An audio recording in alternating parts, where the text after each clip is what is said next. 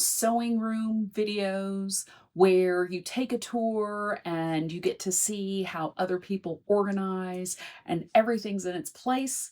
This isn't one of those videos because this sewing room is a total disaster. And this is the chaos that usually ensues while I'm working on a variety of different projects, and I thought I'd share it with you today. Hi, I'm Tony, and this is So Lounge. Now, normally before I make a video, I clean up my entire sewing room, and that usually takes a while.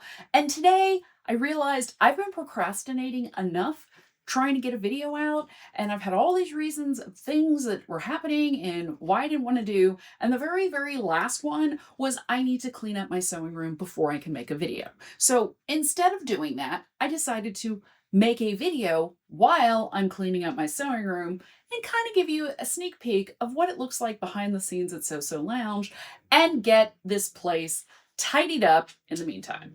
Because it's not just what's on the cutting table, there's stuff all over the floor, bag of stuff that I need to unpack and put away, my desk where I plan and write my morning pages is equally disaster. There's a bunch of stuff over there. I'm not sure what that is. Honey, of course, is hanging out.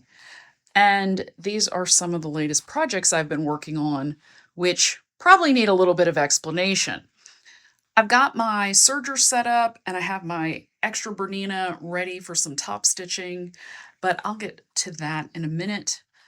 I've still got pattern instructions out here on this table, and is that thing? I'm at a loss for words. My collar and stand are over there, as well as the front placket of the other side of my dress, which I am still working on. So you can just see this is what things generally look like here when I am not making a video and either not showing you the whole room or tidying everything up, clearing off surfaces before I get to filming. So what's going on this table? This is my extra tripod. I'm trying out a new one, and we'll see how that one works. It's better than the original one. I have some knit fabric. This is a lovely fuchsia bamboo knit. I only have a yard of it because for some reason I thought that was going to be enough fabric. It is not. And this is a prototype for a tunnel top I was making, but I just drew it out on the fabric instead of actually making a pattern, and it didn't turn out so well. So you probably won't see that again. But I was using my tape measure for the measuring, and it actually was up here. So you may not remember this project. This is a kimono jacket, and it's been hanging in the closet for a while because I was really struggling attaching this band, which is kind of the inside band. Actually, it's the outside band, and then there's a facing you attach to it, and then it's part of this kimono jacket. And it's literally taken me, I don't know, 2 years to get up the nerve to like get this sewn on without any puckering and making sure that the shoulder seam lined up, which is not doing great over here. And once I finally got the band sewn on, I realized this is way too much print for this jacket because that's not how it was supposed to look. But then I never found fabric that kind of either matched one of these other colors to do the bands with. And this is too much. So now that I finally got the band on, I'm going to take it off. And since Mood Fabrics is opening in Houston soon, I'm really hoping, and I've got my fingers crossed, that they have a fabric that would go well with this. This is cotton sateen. It is a beautiful fabric. This is a Japanese fabric that I got from my friends at Leo 9. And it's been hanging out for a long time. This is the facing over here. There are the armbands that go on the cuffs. And it's just going to be a little too much. And the original pattern, which I believe is in here somewhere. Yes, the original pattern is Simplicity 1318, and the way that they cut it is either using like a really big print or using a solid color band in the alternative, which I can never make happen. So now I'm hoping that I will be able to find some fabric, and this will be on my shopping list when I finally get to go to Mood to try and find matching fabric, because I think it's worth it. I do love this fabric, but I just don't love the way this is turning out. which is probably another reason why it's been hanging out for so long. The problem with this, it's not that it's such a total disaster, it's that the fabric, the thread I was using was really, really old. It's the only one I had that matched. And so now I'm kind of at a standstill until I go to buy thread. So let me just show you how this is working so far. Oh, wait, I'm putting it on upside down. Am I? No, that's the bottom. Okay. So I think that's the bottom. That might be part of the problem. Okay. So this is a tunnel top. I found the, oh yeah, this is the bottom. That's what the problem was. Okay. Let's start again. Oh, I was sewing the bottom. Okay. So this is how it looks. I found this in a magazine that my friend gave me from like, I don't know, ages ago. And so it's like a big rectangle basically. But it's a cute top and you kind of can wear it with like a tank top underneath over some jeans, and that's how they have it styled. And I was just testing it out to see how it was going to work. And then the thread I had was really, really old, and it probably belonged to my Aunt Pat. And she used it for quilting because it was a cotton poly blend, which, as we know, is not ideal for sewing. And because of the cotton, because of the age, it was actually gathering while I was sewing to finish that. So, yeah, I have to either rip that out and restart or just scrap it. And then because I only have a yard of this fabric, and because the fabric recommended in the project was a bamboo knit, I think I'm going to use this instead, which should drape better and be a little bit softer. But once again, I have no thread in this color that isn't ancient, so I need to get thread for that. My most recent project that I've been working on, let me throw this out of the way for now, is my denim dress. So if you thought I finished the denim dress that I used for the Gathering with a Serger video, I have not. But I will put it on and show you the progress I have made so far. I get very stressed out about plackets and buttonholes, but I finally got the placket on one side, and so the other one's over there waiting. And got everything slip stitched in place on the inside, so it looks very nice and neat. It's finished on the bottom. And now I need to go in and do some top stitching along this edge so that I have like this jean denim thing going on, because that's kind of the look I was going for. And I'm hoping this isn't going to be too small, but I do have a shirt and jeans on under it, so I'm thinking it's going to work. Yeah, so that's why I have this machine set up. This is my extra Bernina that my friend sold me when she was upgrading her sewing situation. And I have it threaded with a top stitching needle, which has a bigger eye, in case you're wondering. And I have it ready to go so I can top stitch. My idea was that I'd have it ready for top stitching and then I can sew and then go back and forth, back and forth. So, yeah, the procrastination is real. It has not been going well lately. I've just been really not feeling great, frankly, and trying to figure out what's causing that. And I think it's just the stage of life I'm in. I'm looking at you, perimenopause. And since nobody ever talks about these kind of things, it kind of snuck up on me. And I am going to a new doctor that specializes in such things, and fingers crossed, it's all going to work out. My first appointment is tomorrow. But in the meantime, I have needed to get motivated, and I really have not been. So sewing on this placket was the best I could do. I'm going to put this over here because this is the next step, is to top stitch that edge and then, keep going. Minky was apparently fighting with the serger, or fighting with the cable for the blinds, and it got caught up in the serger thread. So we kind of have a bit of a mess over here. And then I still haven't put away my white serger thread. So that's more of a disaster than it needs to be. There's a bunch of mess here in the foreground. This is a bag I made out of cork at the original Sewing and Quilting Expo. Anna and I took a class together, and since she likes to make bags, we made a bag. I think it turned out pretty well. Hers is better, but she's better at bag making than I am. So this is the first bag I've ever made. It's pretty cute. It gets the job done. You may have noticed all these magazines. I kind of started getting into these old sewing magazines. I didn't know about them back in the day. This one's from 2014. This one's 2012. So stylish. Apparently, it's part of Threads, but it seems to be a lot cooler than Threads in that everything is more stylish. So maybe that's what they meant by so stylish. Like, we'll have a magazine that's much better. And then this is Stitch, which is like a quilting arts magazine technically, but they have a lot of fun um design kind of stuff. Like, I thought that was a cool detail on a skirt that might be fun to try out. And then I have these other So Easy magazines, which apparently were from Hancock's Fabric. And they just handed them out because it's very Hancock's oriented. And they have a bunch of different projects inside too with some little patterns. This is actually where I initially found the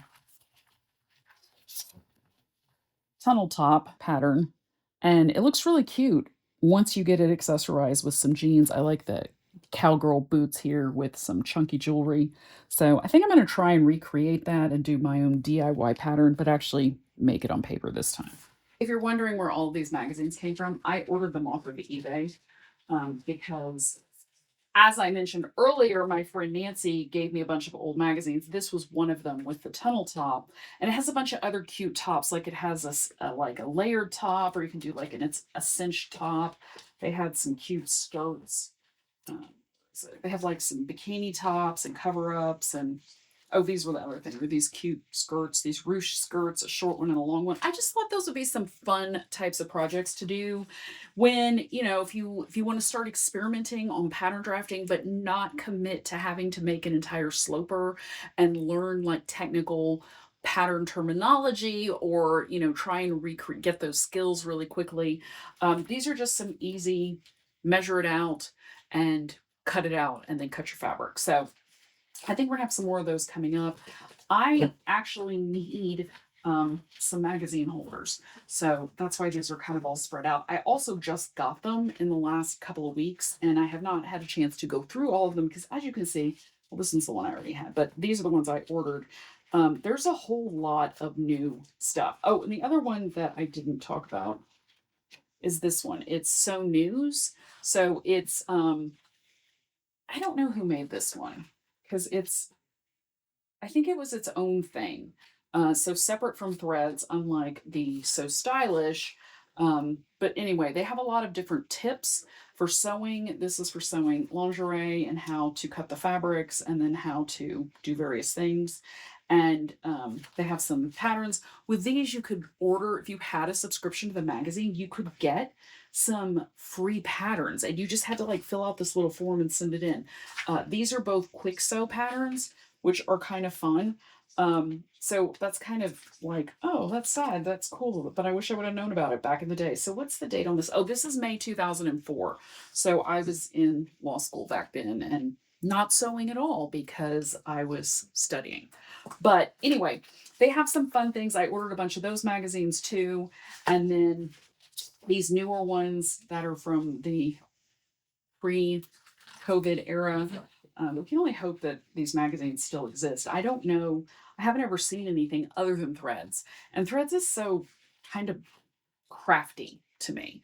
It's not stylish. I have some old Vogue pattern magazines, which are like really, really stylish. And if you've ever picked up a Berta sewing magazine, they're super stylish too. And the best part is like they actually make the clothes to fit the models. Whereas people send in their clothes for Threads and they put them on a model and they always look frumpy because everything is always too big for the models because, real people are making clothes that fit them, not for a model that's probably like a size 4.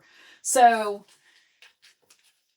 I need to put these someplace, and I think I'm just going to leave them right here on the corner of the cutting table for right now. And then once I order some magazine files, they will have a home to live in. Here's some more. Actually, oh gosh, I have more. Okay, put those over there. This is a book I was looking through. Let's go through this bag on the floor and see what's going on in there and what needs to be put away and where it should go. So there's a lot of stuff in here. I was at my friend Heather's house and we were talking about fashion stuff and looking at fitting. And she's going to be making the cielo top. And so I took my dress over. These are all my pattern things and my Palmer Clutch Complete Guide to Fitting. And if you've been waiting for me to do a fit class in person, it has been a crazy summer and fall, and a lot's been going on personally. And so I am working on it. I can tell you that. New things will be coming in 2026, including an in-person fit class here in Houston, Texas. So let me know if you're interested in that. Send me an email, hello@soosolounge.com, and that way I can keep track of you. I know a lot of viewers have done that. And so if you want to be part of that, if you're in the Houston or the Central Texas Gulf Coast area, let me know. This actually goes on the shelf here. All of my other learning sewing books and pattern making books. And a lot of people have asked about how I store tissue patterns. And this was one of the ones that I was going to fit. So this is Very Easy Vogue 9022. The plan was to make it in this linen over here. This is my fabric bin over here. So you get to see what it looks like under the cutting table at this point. And if Honey sees me over here sitting on the floor, she's going to come over and visit. So this is the linen fabric that I bought at Metro Textiles in New York. I was originally going to make something for Grandma with it, and then we ran out of time. So I was going to make it in this pattern, and the plan was to tissue fit the pattern. I traced it off. If you missed the how to trace off patterns video, you can totally check it out here. I go through step by step everything you need, plus tools that I recommend for the process. So I have not put this anywhere yet because I was tissue fitting it with Heather, and we got the whole thing put together. And I realized that it's going to be too tight through the hips. And when I traced it off, I forgot to add the 1-inch seam allowance for Palmer Clutch for that fitting method. So it just has the regular 5/8. I need to add the additional seam allowance. And because there's no paper, I just stopped because I've just been struggling enough trying to get motivated to get back into sewing that I've been working on old projects because I just have a hard time moving forward. And so having to redo all of this before I even start tissue fitting, it was just going to be too complicated. So I just unpinned it and I'm going to just put it away. And at some point, probably next year, I will be more motivated to do this and put it together. But in the meantime, how do you store patterns you have traced off? So I ordered these clear plastic envelopes from Amazon. I will put a link in the description if you want to go check them out. And I have all of my pattern pieces numbered. And so I'm just going to fold this and try and not, do anything too crazy. I'm going to put it in my envelope. And then I'm going to put the original pattern in the envelope too. So if I need to reference it for any reason, once I am working on this again, then I won't have to go look for it and dig through all my drawers, and it's all just going to be together. Okay, so that's step one. Step two is, what do you do with these? So for right now, I've had everything in one of those plastic, like 3 stackable drawers that you can buy at Target and Walmart, and they're just all lined flat. So you kind of have to take them all out.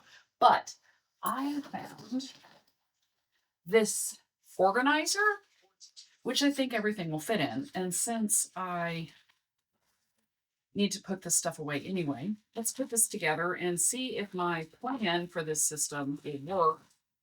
I'm hoping it will. They're all foldable. They're like a, kind of feels like a canvasy kind of material, but it's got a soft bottom. So if you don't need the storage or you want to move them around, you can do that. When I measured online, it said this would all fit. Not that way, but this way. So I think that's what I'm going to do, is just put all of them in here. It's not the best system, but it's a nice system to keep everything together. These are the envelopes I actually got as at Palmer Clutch when I did the fit class. So let me go grab the other ones out of the drawer, and then we'll put everything in here and then get them all nice and tidy, and then voila, it is in an organized place. Everything is together and it will not, it's not going to fall off shelves or anything like that. It seems to be a pretty good system. It's a little bit bigger than probably what I needed. I think these go down here. If you had a, hanging file folders, I think that's what those are for. It's also going to provide the box with a little bit more stability. Yeah. So that looks good. So let's grab the other ones and see how that works. So here are my other envelopes. Some of these I bought at Dollar Tree, and so it's these orange ones and some of these clear ones as well. I really like the ones from Amazon the best because there's like a little card that you can put in here. You can write more specific pattern information, like the size you traced off if you forgot to do that, or just for easy reference. So that's why I like these the best, but I'm not going to replace all the ones that I've already got. Also, if you're wondering, these are insanely expensive at Office Depot or those office supply stores. Like, I think I went and looked at them, and like one of them was like $6. Outrageous. Anyway, I think you can get, I got like 12 from Amazon for like $13 or something like that. So much better deal. Just do it. You'll be happy. So now that they're all in there, there aren't a whole lot in there. They're probably going to all fall over. But for now, this is fine. This is good storage. And I have to find a place to put them because the closet is full right now of other things. What else is in this bag? So I got this big giant mirror to use to try and tissue fit myself. I'm just going to slide that right here next to the big mirror. And then I have another envelope, so I'll put this in here. And just a bunch of cool sewing stuff and supplies. So I'm just going to take these out and put them back where they go. It actually does go right there. And then I have my pencils and everything put away. And then we'll move to a different area of the room and see what I can tidy up there. If you've been watching my videos for the last few years, you may have noticed that things have been moved around this year, and I haven't really gone into a lot of detail about it because there's been a lot going on. So I moved my pattern cabinet over to this side of the room. It used to be against this wall, and I put my small bookcase on top of it, which Dan said would work and it would not dent in the metal cabinet. So fingers crossed he's right, but we won't find out until I move and this gets moved again because it's there to stay. The reason I had to move things around so much is because I added in this big giant mirror. The idea being that I would be able to self tissue fit if I had a big full length mirror, because then I could pin it to myself and see the back. And then that's why I recently purchased this, because I realized that my tiny handheld mirror was not going to cut it. And I've also gotten new glasses, in case you noticed, that so I can see a little bit, like, they're not super distance, but they're kind of like in this range, so I can actually see the mirror behind me. And that way, when I'm doing the tissue fitting, I can actually see these distances, and I could not earlier. In theory, once I get that going, then I will make some videos about that. So if that's something you're interested in, let me know. You do have to have a full-length mirror to be able to tissue fit yourself. This one is very cool. I did get it on Amazon. It lights up, and that is one of the reasons I got it. It has 3 different light variations. I've not really used it extensively other than to check hems and things like that, because it also works well when you can see like the full length and then turn and make sure that everything's even around the bottom. And, it's also great for seeing, which shoes look better with which dress. What else is there? This has all stayed the same. I think it's gotten wedged in, so now I do not have access to the sewing machine that is inside of this sewing cabinet, but that is okay because I primarily use it as a desk. And my other small bookcase got moved to that side of the mirror to try and get everything to fit in, because I really need like 2 feet in every direction for everything to fit in here a little bit more comfortably. Dan said I just need a bigger sewing room, but until we move and, have a bigger house, this is the room I have. Now, I am not complaining. I know a lot of you do not have dedicated sewing spaces, and I understand what that's like because until I bought this house, I did not ever have a sewing space either. I either sewed on top of, a desk or the dining room table, or, when I lived with grandma, I had like this little, actually, I'll show you what I had because it's over here. I used to sew on this TV tray. So my Bernina fits perfectly on top of it with just enough space that I can, have like my fabric over one edge and I can line up the edge of my Bernina. And then I would sit in her TV room in one of her recliners, but not reclined. And I could sew that way. That's what I did all through law school whenever I needed a Halloween costume. And that's how I sewed everything. I made, like, this Bond girl dress, and, I that's how I made it. I was actually watching the movie and, like, stopping and then being like, "Okay, does the dress look right?" So but that was on this TV tray. I use this now for filming, but I will always keep it for posterity because that was one of my sewing surfaces. I used to cut on grandma's dining room table. She made me cover it with a sheet, and then I would sew on that little TV tray, and it all worked out. So I am with you. I in solidarity. If you do not have a dedicated space, it was my life for many, many years. Just keep sewing, keep making it work because one day you will have that sewing space and then you'll be so happy that you can like have everything out and spread out around you because that's really kind of what makes it the most fun. Back over on this side of the room, next to the thread cabinet, which you might see in the background of some of my videos. Usually I cut it at the edge of the thread cabinet, is the tall bookcase, which used to be where the mirror is. So the good news is that the mirror is the exact same size, the same width as this bookshelf. So I knew it would fit. I just had to like move everything around to, get it in the right place. And that was a process in and of itself. So everything is back where it belongs, though. All of the books got back on the shelves, and my little tchotchkes, my little sewing tchotchkes, are all in their place. And I am filling out this thread cabinet. When I first got it, I didn't think I would ever be able to fill it up, and I inherited a bunch of thread from my Aunt Pat, and so I put it in there, not thinking that I shouldn't combine the old thread with the new thread, and now I don't know which is which. So, here's a tip for you. If you this is the green thread, that's the cotton, what is it? It's mercerized cotton, 87 cotton and 63 polyester. This is the one I was trying to sew with. If you can break it with like minimal effort, it's going to be too old. And this like kind of stretches and then breaks, which is what it was doing when it was gathering. So you can hear it pop. Yeah, I put a little X on it so I know not to try and use it, but it is like holding a nice spot, making this pretty green row here. So I don't want to get rid of it. I think as I go through it, I'll just see which thread is kind of too old or which thread is cotton poly instead of just straight up poly. And then mark it so that it still looks pretty, but then I don't accidentally use thread that's too old. So I totally and completely forgot to show you the closet because things have been moved around and a lot of stuff got moved into the closet, and then a lot of stuff that was in the closet that I didn't use often got moved into the garage, which was not part of today's tour.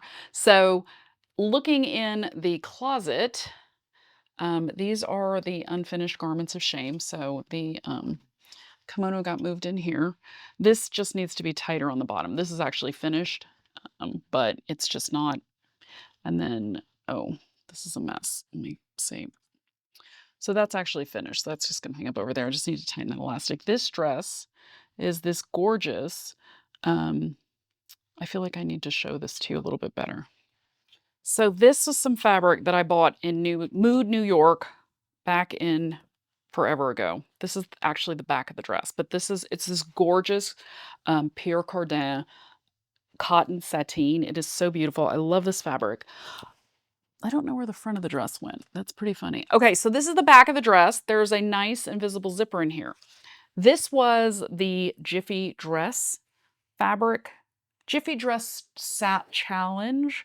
Oh, here's the rest of it. Okay. So the cool thing about this cutting table is it's got these little drawers in it and you can put stuff in it. So here's the rest of the dress. Oh no, that's just extra fabric. So this is all the fabric I have left to fix this dress.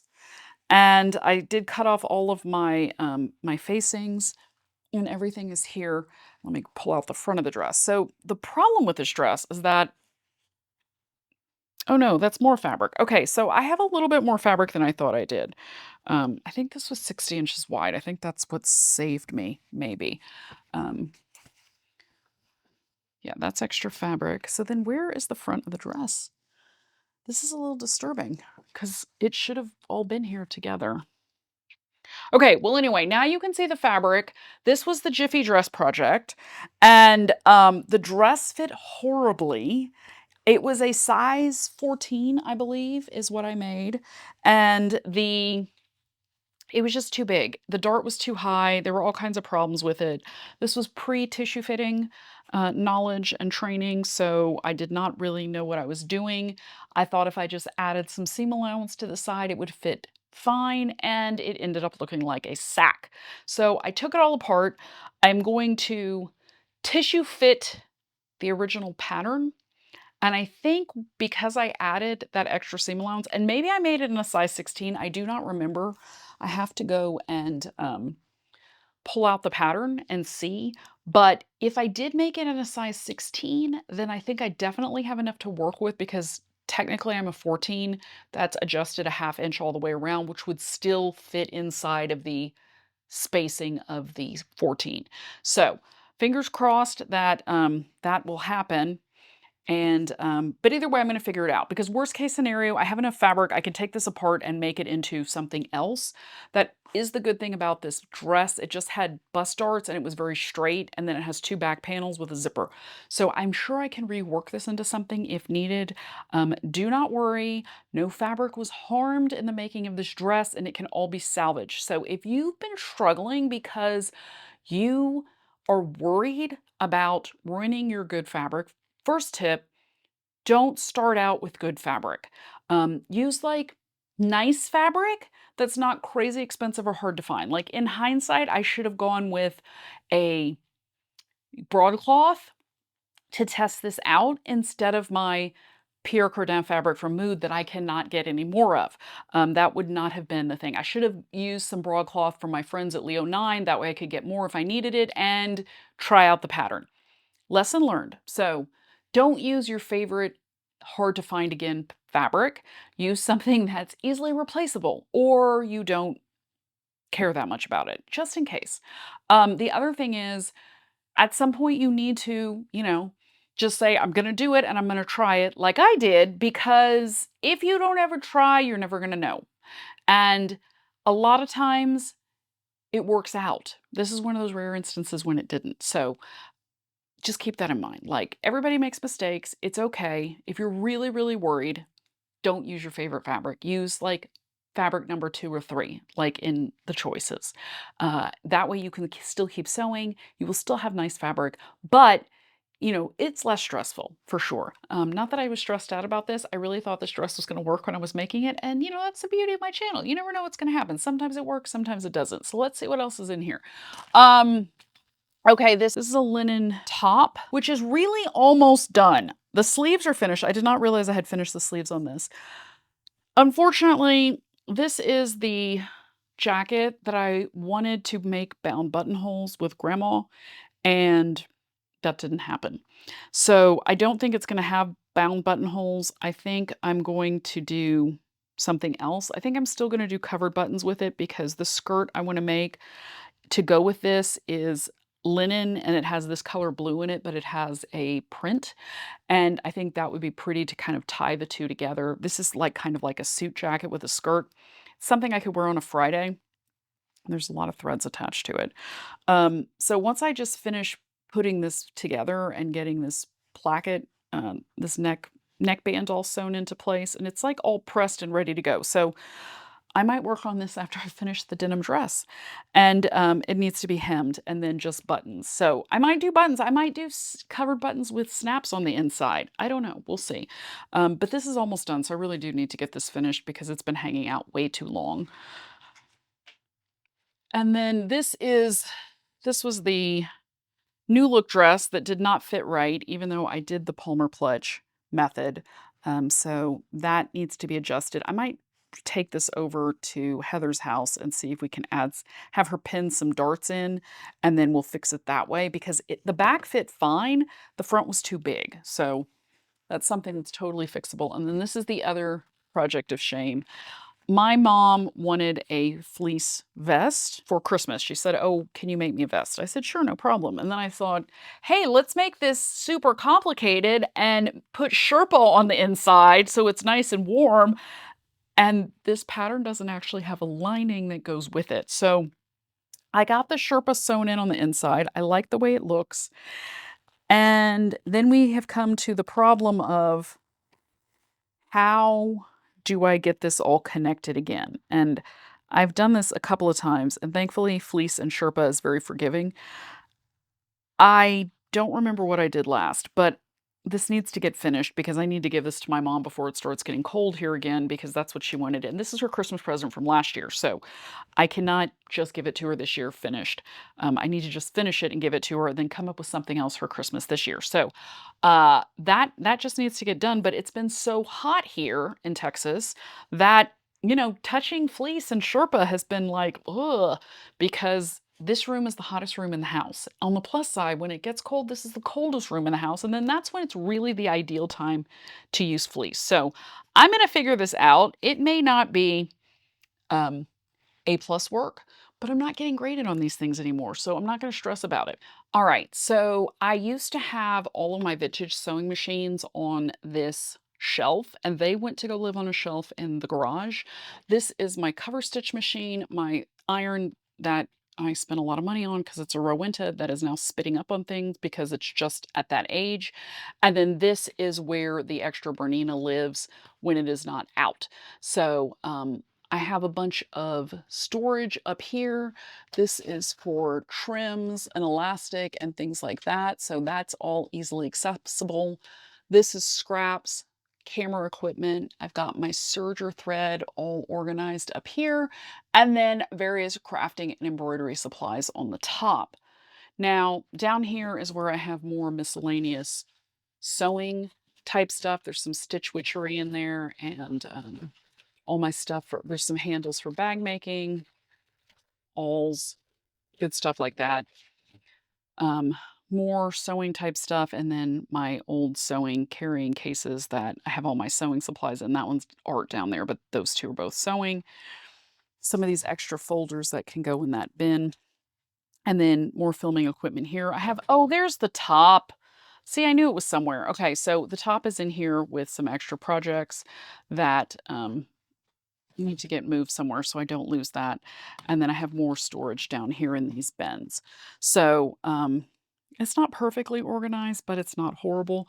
I have moved the bulk of my fabric into clear plastic bins, and I got everything nice and folded. These are all cotton, primarily cotton blend wovens. That one's linen, but and that's a twill, but it's all brightly colored, and I have everything in here organized.